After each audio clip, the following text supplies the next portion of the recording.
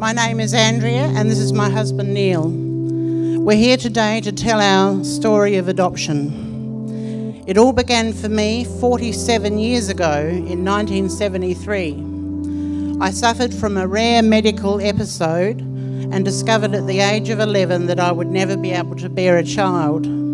I was devastated, even though still a child myself, and felt a sense of deep grief.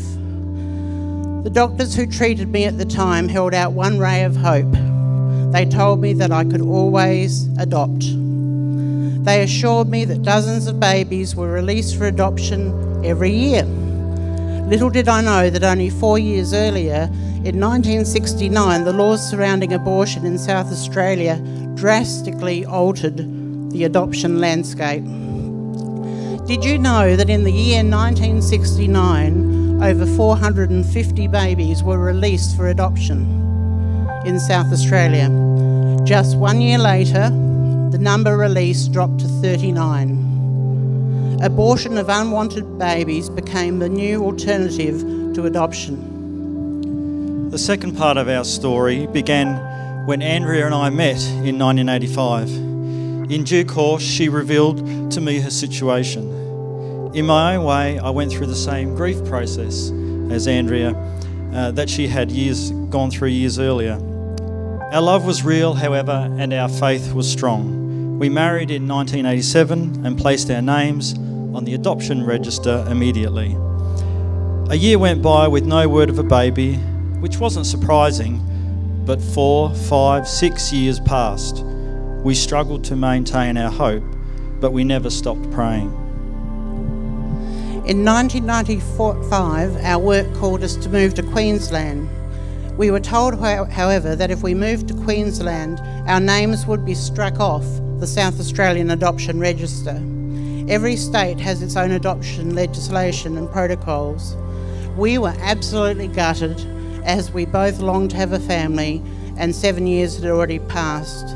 We had to accept, however, that God was clearly leading us to another state and that it wasn't God's will for us to have a family. So we packed our belongings, rented our house and made the move.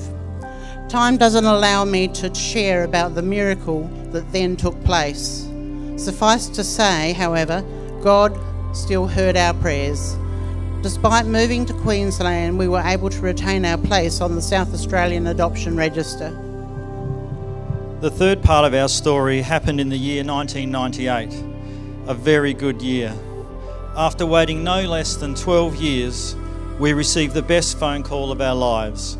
On the 15th of May 1998, we became parents to an adorable 10-month-old baby girl from South Australia.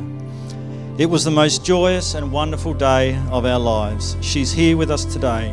May I introduce our daughter, Katie.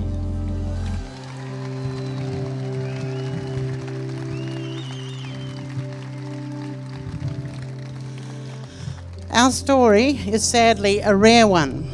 In the year we adopted Katie, she was one of only 2 babies released in South Australia for adoption. Another 4,576 unwanted babies were conceived in that year and they didn't make it through the practice of abortion. So in a way, she is one of 2 sole survivors of a great and terrible government-sanctioned carnage. In the year 2000, we were incredibly blessed once again when a second daughter, Michaela, came into our lives. In the year she was born, she was the only child released for adoption.